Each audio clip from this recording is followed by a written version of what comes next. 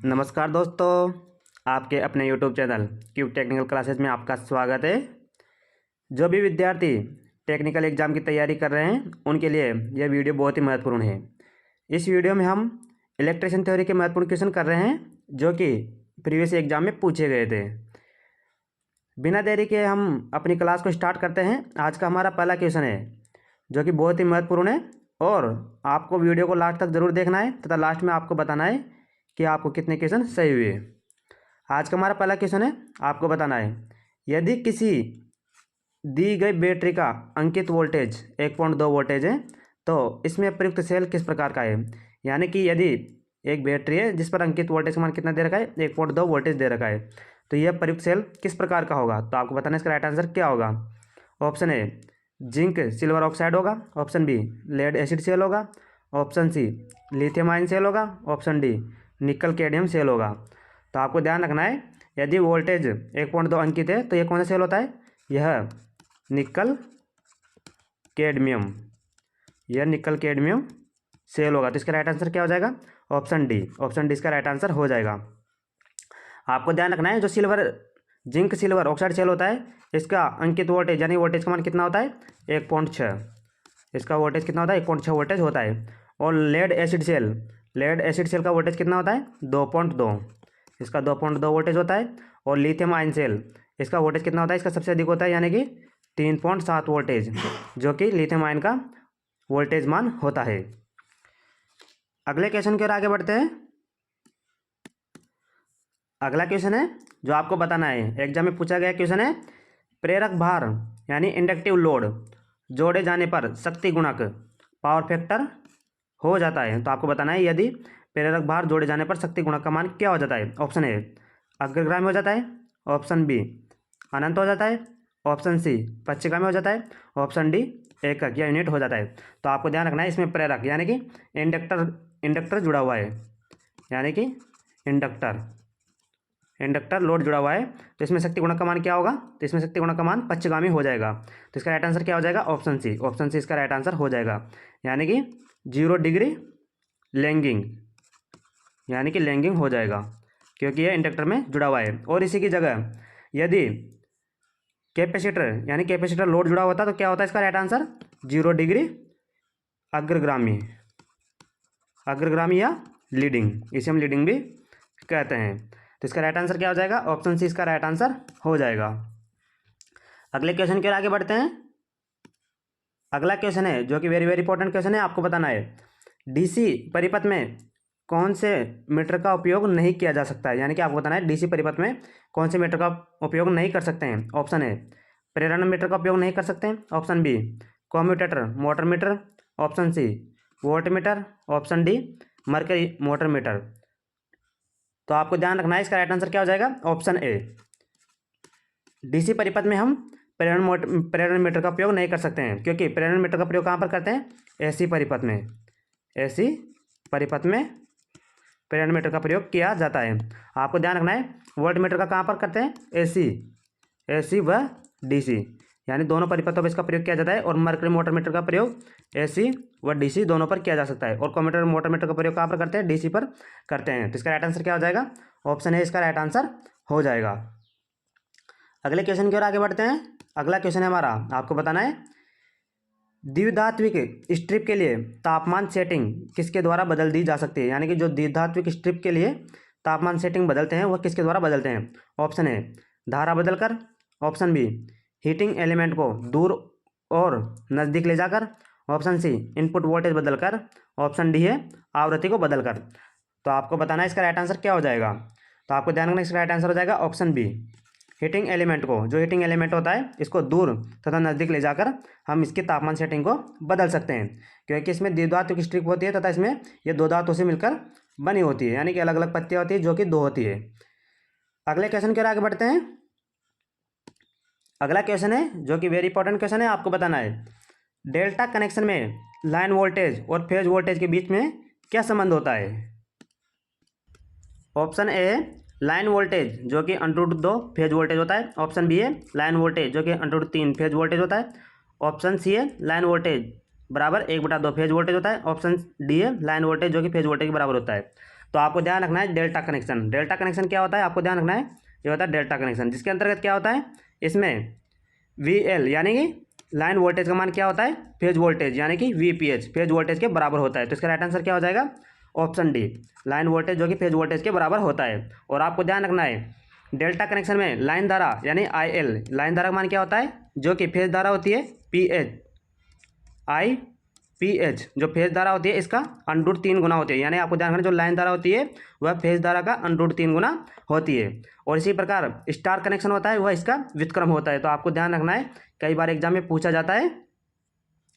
अगले क्वेश्चन की ओर आगे बढ़ते हैं। अगला क्वेश्चन है हमारा, आपको बताना है, वेरी वेरी इंपॉर्टेंट क्वेश्चन है। सोल्डरिंग आयरन बिट बना होता है, आपको बताना है जो सोल्डरिंग आयरन होता है इसका जो बिट होता है वह किसका बना होता है। ऑप्शन ए ब्रास का बना होता है, ऑप्शन बी स्टील का बना होता है, ऑप्शन सी कॉपर तांबे का बना होता है, ऑप्शन डी टिन का बना होता है। तो आपको ध्यान रखना है जो सोल्डरिंग आयरन होता है इसका बिट होता है वह तांबे का बना होता है। क्यों बना होता है तांबे का, तो आपको ध्यान रखना है क्योंकि यह विद्युत का सुचालक यानी कि अच्छा चालक होता है, यानी कि अच्छा चालक होता है, इसलिए इसे हम किसका बनाते हैं, इसे हम तांबे का बनाते हैं। अगले क्वेश्चन की ओर आगे बढ़ते हैं। अगला क्वेश्चन है हमारा, आपको बताना है PVC विद्युत रोधित गैर आच्छादित एकल कोर केबल है, यानी कि PVC इंसुलेटेड नॉन छिद्रित सिंगल कोर केबल है का प्रयोग मुख्यतः कहाँ पर करते हैं। ऑप्शन ए खतरनाक स्थानों पर करते हैं, ऑप्शन बी नम स्थानों पर करते हैं, ऑप्शन सी शुष्क स्थानों एवं भूमिगत प्रणाली में किया जाता है, ऑप्शन डी घरेलू एवं औद्योगिक वायरिंग में करते हैं। तो आपको ध्यान रखना है जो PVC विद्युत रोधी गैर आच्छादित एकल कोर केबल होता है इसका प्रयोग हम घरेलू एवं औद्योगिक वायरिंग में करते हैं। तो इसका राइट आंसर क्या हो जाएगा, ऑप्शन डी इसका राइट आंसर हो जाएगा। और आपको ध्यान रखना है खतरनाक स्थानों पर, जो खतरनाक स्थान होते हैं वहाँ पर कौन सी केबल प्रयोग करते हैं, वहाँ पर भी हम PVC केबल प्रयोग करते हैं, लेकिन वो कौन सी होती है, उच्च ताप विद्युत रोधित, यानी उच्च ताप विद्युत रोधित केबल होती है, जहाँ पर हम खतरनाक स्थानों पर उसका उपयोग किया जाता है। और आपको ध्यान रखना है जो नमी स्थान होते हैं, नमी स्थानों पर कौन सी केबल का प्रयोग किया जाता है, यहाँ पर MC केबल या मेटल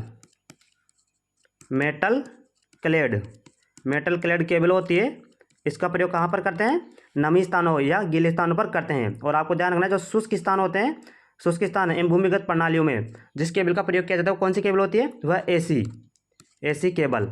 AC केबल का फुल फॉर्म क्या है, आर्म्ड स्थानों के लिए आर्म्ड केबल का प्रयोग किया जाता है। तो इसका राइट आंसर क्या हो जाएगा, ऑप्शन डी, इस क्वेश्चन का आंसर आ जाएगा ऑप्शन डी, इसका राइट आंसर हो जाएगा। अगले क्वेश्चन की ओर आगे बढ़ते हैं। अगला क्वेश्चन है हमारा, आपको बताना है सर्वो स्टेबलाइजर में निम्नलिखित में से किस ट्रांसफार्मर का उपयोग किया जाता है। आपको बताना है जो सर्वो स्टेबलाइजर होता है उसका निम्नलिखित में से किस ट्रांसफार्मर में उपयोग किया जाता है। Option A step up transformer में, option B multi trap transformer में, ऑप्शन सी ऑटो ट्रांसफार्मर में, option D step down transformer में। आपको ध्यान रखना है इस सर्वो स्टेबलाइजर होता है इसका प्रयोग हम ऑटो ट्रांसफार्मर में करते हैं। तो इसका राइट आंसर क्या हो जाएगा, ऑप्शन सी इसका राइट आंसर हो जाएगा। आपको ध्यान रखना है जो सर्वो स्टेबलाइजर होता है ये बहुत ही महंगा होता है, यानी कि बहुत ही महंगा और कीमती होता है, इसलिए इसका उपयोग कहाँ पर करते हैं, इसका उपयोग हम लैपटॉप जैसी कीमती चीज़ों में इसका उपयोग किया जाता है। अगले क्वेश्चन की ओर आगे बढ़ते हैं। अगला क्वेश्चन है हमारा घरेलू वायरिंग एवं छोटी इकाइयों के लिए सुरक्षा उपाय के रूप में निम्नलिखित में से किसका प्रयोग किया जाना चाहिए। यानी कि आपको बताना है जो घरेलू वायरिंग एवं छोटी इकाइयों के लिए जो सुरक्षा उपाय होता है उसके लिए किसका उपयोग करते हैं। Option A OCB, option B MCCB, option C MCB, option D ACB। तो आपको ध्यान रखना है जो घरेलू वायरिंग एवं छोटी इकाइयों के लिए जिसका उपयोग करते हैं वो होता है MCB। तो इसका राइट आंसर क्या हो जाएगा, ऑप्शन सी इसका राइट आंसर हो जाएगा। आपको ध्यान रखना है MCB का फुल फॉर्म क्या होता है, मिनिएचर सर्किट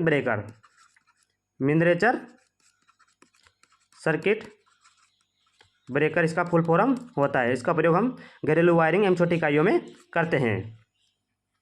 अगले क्वेश्चन की ओर आगे बढ़ते हैं। अगला क्वेश्चन है हमारा, आपको बताना है सिंगल फेज पंप की प्रवाह दर को परिवर्तित किया जा सकता है। यानी कि सिंगल फेज पंप होता है जिसकी प्रवाह की दर है इसको हम किसके द्वारा परिवर्तित कर सकते हैं।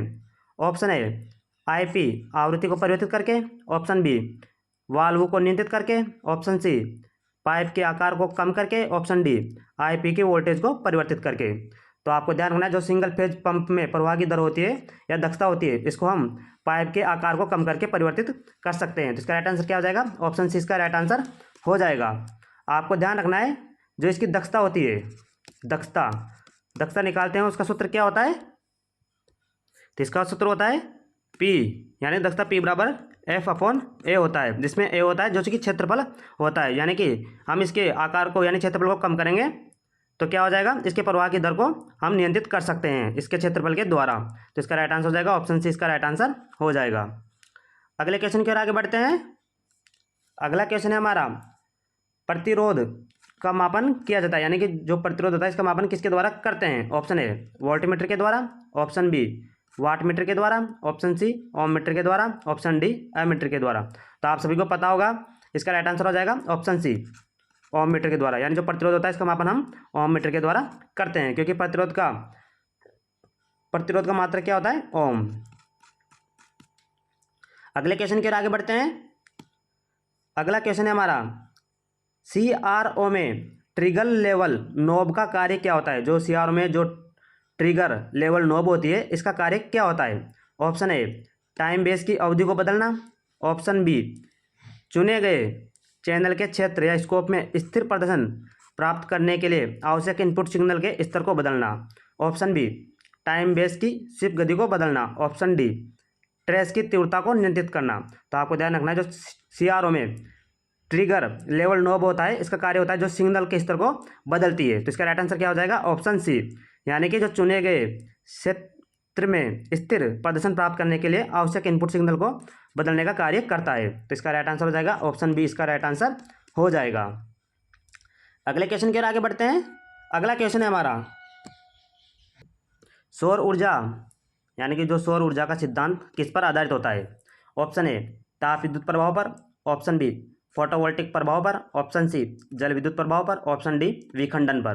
तो आपको बताना है जो सौर ऊर्जा का सिद्धांत है यह किस पर आधारित होता है। तो आपको ध्यान रखना है जो सौर ऊर्जा का सिद्धांत होता है यह फोटोवोल्टिक प्रभाव या फोटोवोल्टिक इफेक्ट पर आधारित होता है। तो इसका राइट आंसर क्या हो जाएगा?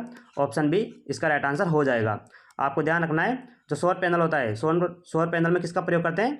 इसमें सिलिकॉन का प्रयोग किया जाता है। अगले क्वेश्चन की ओर आगे बढ़ते हैं। अगला क्वेश्चन है हमारा निम्नलिखित में से कौन सी प्रेरण मोटर की गति नियंत्रण की विधि नहीं है? यानी कि आपको बताना है जो प्रेरण या इंडक्शन मोटर होती है इसकी गति को नियंत्रित करने की विधि नहीं है। ऑप्शन ए स्टेटर वोल्टेज नियंत्रण विधि, ऑप्शन बी आवृत्ति नियंत्रण विधि, ऑप्शन सी स्टेटर प्रतिरोध नियंत्रण विधि, ऑप्शन डी रोटर प्रतिरोध नियंत्रण विधि। तो आपको ध्यान रखना है जो इंडक्शन मोटर को गति के नियंत्रण विधि की गति को नियंत्रण करने की विधियां हैं वह एक तो होती है स्टेटर वोल्टेज नियंत्रण विधि, और एक होती है आवृत्ति नियंत्रण विधि, और एक होती है रोटर प्रतिरोध नियंत्रण विधि। तो इसके अंदर इसका राइट आंसर क्या हो जाएगा? ऑप्शन सी स्टेटर प्रतिरोध, यानी कि स्टेटर प्रतिरोध नियंत्रण विधि यह कोई प्रकार की विधि नहीं होती है। तो इसका राइट आंसर हो जाएगा ऑप्शन सी इसका राइट आंसर हो जाएगा। अगले क्वेश्चन की ओर आगे बढ़ते हैं। आज का हमारा अंतिम क्वेश्चन है, आपको बताना है स्टीम आयरन में प्रयुक्त हीटिंग एलिमेंट निम्नलिखित में से कौन सा है? यानी कि जो स्टीम आयरन होती है इसमें जो हीटिंग एलिमेंट होता है वह कौन सा है? Option A sealed tungsten tube का, ऑप्शन बी खुली टंगस्टन कोयल का, option C mica press tungsten strip का, ऑप्शन डी तांबे की कोयल का। तो आपको ध्यान रखना है जो इसमें हीटिंग एलिमेंट होता है यह माइका प्रेस टंगस्टन स्ट्रिप का होता है। तो इसका राइट आंसर क्या हो जाएगा? ऑप्शन सी इसका राइट आंसर हो जाएगा। इसी के साथ आज की वीडियो हमारी यही समाप्त होती है। यदि हमारी वीडियो आपकी अच्छी लगी हो तो हमारे चैनल को सब्सक्राइब जरूर करो तथा बेल आइकन को जरूर दबाएं तथा वीडियो को ज़्यादा से ज़्यादा अपने दोस्तों के साथ में शेयर करें। इसी के साथ हम अपनी वीडियो को यहीं समाप्त करते हैं। धन्यवाद।